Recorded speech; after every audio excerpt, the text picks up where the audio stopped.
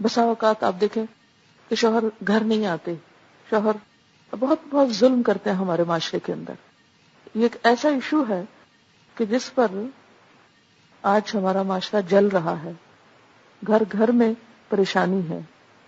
ایک بنیادی وجہ یہ بھی ہے کہ شوہر مثلاً بے روزگار ہوتے ہیں تو وہ بھی گھر والوں کے حقوق ادا نہیں کرتے. بے روزگاری بھی اس کی وجہ ہے، کرپشن بھی اس کی وجہ ہے. پھر معاشرے کے اندر جو ہماری فحاشی پھیلی ہوئی ہے، عورتوں اور مردوں کا اکٹھا ہونا مختلف جگہوں پر، اللہ کی حدود کو پامال کرنا، اس سے بھی یہ چیزیں بہت زیادہ سامنے آ رہی ہیں. اور نتیجہ کیا ہو رہا ہے؟ ہمیں جو آخری حل بتایا گیا ہم نے پہلے نمبر پہ استعمال کرنا شروع کر دیا کہ گھر توڑ دیا جائے. تو یہاں جب میں آیت پڑھتی تو مجھے یوں لگتا ہے کہ جیسے گرتی ہوئی دیوار کو اللہ تعالیٰ تھام رہے کہ نہیں، روک لو روک لو روک لو، ٹوٹنے مت دو.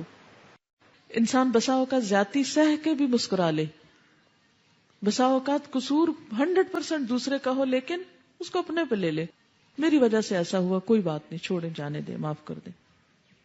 تو ایک وقت آئے گا کہ دل جیت لیں گے آپ، لیکن صحت کے لیے کڑوی دوا کھانا ضروری ہوتا ہے.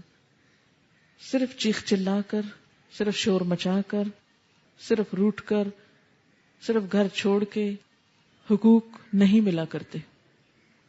جو عزت دیتے ہیں ان کو عزت ملتی ہے، جو دوسروں کی قدر کرتے ہیں ان کی قدردانی ہوتی ہے، جو قربانی کرتے ہیں وہ پاتے ہیں.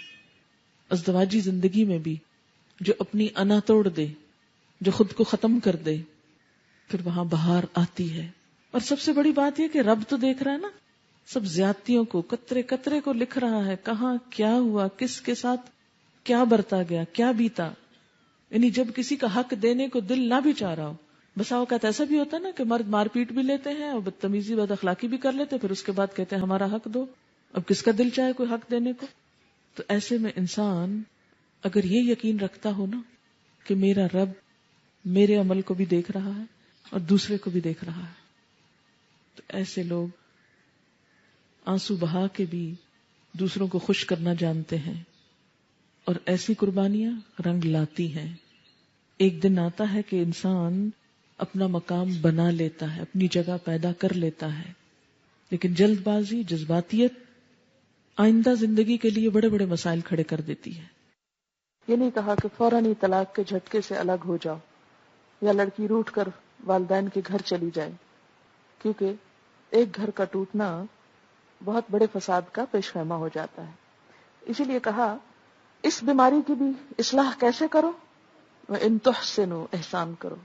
یعنی شوہر توجہ نہیں دیتا، تم توجہ دو، تم اسے حق دو، تم اسے اپنی طرف مائل کرنے کی کوشش کرو. یعنی اس میں تحسنوا کا اشارہ کس کی طرف ہے؟ پھر عورت کی طرف. اور یہ کام بڑا مشکل ہوتا ہے کہ یک طرفہ طور پر انسان کسی کو توجہ دے جہاں سے انسان کو کچھ بھی نہ مل رہا ہو، اور صرف اللہ سے ڈرتے ہوئے انسان اپنے نفس، اپنے دل، اپنی مرضی، اپنے خواہشات، ہر چیز کے خلاف جا کر دوسرے کو منا لے، دوسرے کو اس کا حق دے دے. اور اس میں شوہر کے تمام حقوق مراد ہیں. تو جو بھی ایسا کرے گا اللہ تعالیٰ کو خوب خبر ہے کہ زیادتی کون کر رہا ہے. فلا جناح علیہما ان یصلحا بینہما والصلح خیر واحضرت الانفس الشح، کہ نفسوں کے اندر خود غرضی ہے، انسان خود غرض چیز ہے، ہر ایک صرف اپنا فائدہ سوچتا ہے. عورت کی طرف سے تنگ دلی کیا ہے کہ وہ شوہر کے تو حقوق پورے نہ کرے لیکن شوہر سے ڈیمانڈ کرے کہ اس کے سارے حقوق وہ پورے کرتا رہے. اور شوہر کی طرف سے تنگ دلی کیا ہے کہ اگر کوئی عورت مرد کے دل سے اتر جانے کے باوجود اس سے کٹنا نہیں چاہتی، اس کے ساتھ رہنا چاہتی ہے، تو وہ اسے زبردستی کاٹ کر پھینک دے. تو دونوں کو سمجھا فلا جناح علیہما ان یصلحا بینہما. تو یصلحا بینہما کس طرح ہو سکتا ہے کہ عورت اپنے کچھ حقوق سے دستبردار ہو جائے اور شوہر اس عورت کی ذمہ داری قبول کیے رہے جس کی طرف سے اس کو کوئی فائدہ بظاہر نہیں پہنچ رہا. اچھا، بسا اوقات شوہر اس لیے بھی بے رخی کر سکتے ہیں کہ انہیں بیوی سے شکایت ہے کہ بیوی یہ نہیں کرتی، بیوی وہ نہیں کرتی، اچھا لباس نہیں پہنتی، یا وہ اس کا حق پوری طرح خوشی سے نہیں دیتی، یا کوئی ایسی شکایات ہوتی ہیں. شوہر کو بھی ہو سکتی ہیں کیونکہ جب گھر آتا ہے وہ موڈ آف کر کے بیٹھ جاتی ہے، بات کرتی ہے تو بد اخلاقی سے کرتی ہے، جو پیچھے آ گیا واللاتی تخافون نشوزہن. تو وہاں کیا کہا تو فَعِظُوهُنَّ، انہیں سمجھاؤ. اور یہاں پھر وَإِن تُحْسِنُوا، اگر وہ بد اخلاق ہے، بد زبان ہے، تم احسان کرو. وَتَتَّقُوا، اور اللہ سے ڈرو. تو اس طرح کیا ہوگا، اصلاح کی ایک شکل پیدا ہو جائے گی. فَإِنَّ اللَّهَ كَانَ بِمَا تَعْمَلُونَ خَبِيرًا. اور اگر شوہر کے اعراض کی وجہ کیا ہے، دوسری بیوی، فرمایا وَلَن تَسْتَطِيعُوا أَن تَعْدِلُوا بَيْنَ النِّسَاء. عورتوں کو بھی بتایا جا رہا ہے کہ یہ ممکن نہیں کہ سب کے درمیان پوری طرح عدل کیا جا سکے. عدل ممکن نہیں. کیوں؟ اس لیے کہ مادی چیزوں میں تو عدل ہو سکتا ہے، لیکن جذبات کے معاملے میں عدل ہو نہیں سکتا. آپ کسی شخص کو جبرن چاہ نہیں سکتے، یا جس کو چاہتے ہیں جبرن اپنے دل سے نکال نہیں سکتے، جبکہ وہ معاملہ گھر کے اندر ہو. ایک غیر شخص ہے، کہیں دور پار ہے، تو اس کو تو انسان اگنور کر سکتا ہے، بھلا سکتا ہے، لیکن ایک شخص جو آپ کے گھر کے اندر ہے تو اس کے ساتھ تو یہ آپ نہیں کر سکتے. تو پھر فرمایا کہ کیا کرو، وَلَوْ حَرَصْتُمْ، اگرچہ تم چاہو بھی تو نہیں کر سکتے. اللہ تعالیٰ چونکہ انسان کا پیدا کرنے والا انسان کی نفسیات کو خوب سمجھتا ہے. تو پھر کیا کرو، فَلَا تَمِيلُوا كُلَّ الْمَيْلِ، پوری طرح ایک طرف مت جھک جاؤ. یعنی اپنے رویے سے ایک بیوی کی طرف مائل مت ہو جاؤ. میل کا مطلب کیا، پیچھے آپ پڑھ چکے نا، مڑ جانا، جھک جانا، یعنی ساری توجہ ایک ہی طرف نہ کر لو. فَتَذَرُوهَا كَالْمُعَلَّقَةِ، کہ دوسری بیچاری بالکل لٹکتی ہوئی رہ جائے. لٹکتی ہوئی سے تشبیہ کیوں دی گئی کہ وہ لوگوں کی نظر میں شوہر والی ہے اور شوہر کے سامنے اس کی کوئی حیثیت نہیں، کہ اس کا کوئی ٹھکانہ نہیں. پھر فرمایا وَإِن تُصْلِحُوا وَتَتَّقُوا، پھر حل کیا ہے، تُصْلِحُوا وَتَتَّقُوا. پہلے کہا تُحْسِنُوا وَتَتَّقُوا، دوسری دفعہ فرمایا تُصْلِحُوا وَتَتَّقُوا. وہ تقوی دونوں جگہ آ رہا ہے.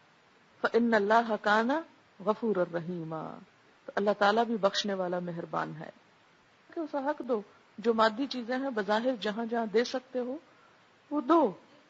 دل سے اگر نہیں بھی کر پا رہا تو بھی جہاں تک کر سکتا وہ تو کرے.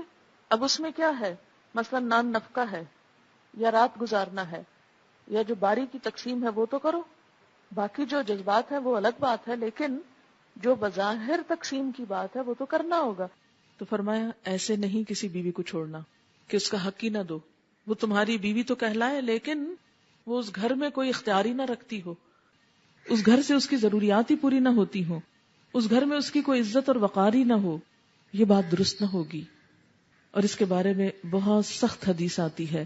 نبی صلی اللہ علیہ وسلم نے فرمایا من کانت لہ امرأتان فمال الی احداہما جاء یوم القیامت واحد شقیہ ساقط. جس شخص کی دو بیویاں ہوں پھر وہ ان دونوں میں سے ایک کی طرف جھک جائے اور دوسری کو بھول جائے، اس کے حقوق کی ادا نہ کرے، اس کو پوچھے ہی نہ، اس کی طرف جائے ہی نہ، تو قیامت کے دن وہ اس حال میں آئے گا کہ اس کا آدھا دھڑ گر چکا ہوگا.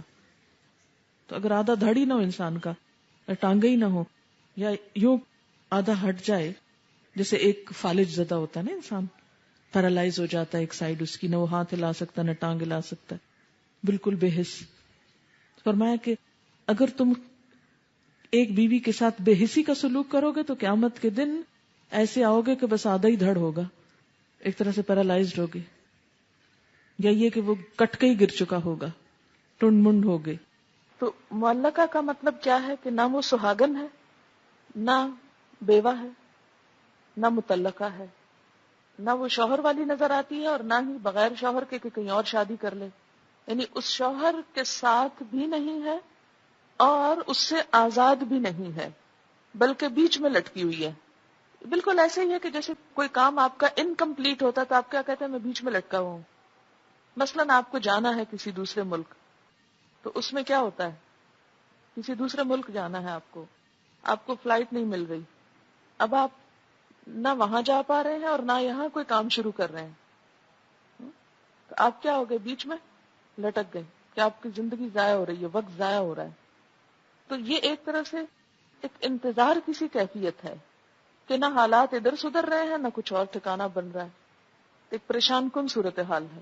تو یہ شوہر کو کہا جا رہا ہے کہ اسے لٹکا کے مت رکھو، یا تو طلاق دے کے الگ کر دو اور یا اس کے حقوق پورے کر کے اسے اچھی طرح بساؤ. اور یہ اللہ کے نزدیک سب حلال چیزوں میں سے زیادہ ناپسندیدہ ہے.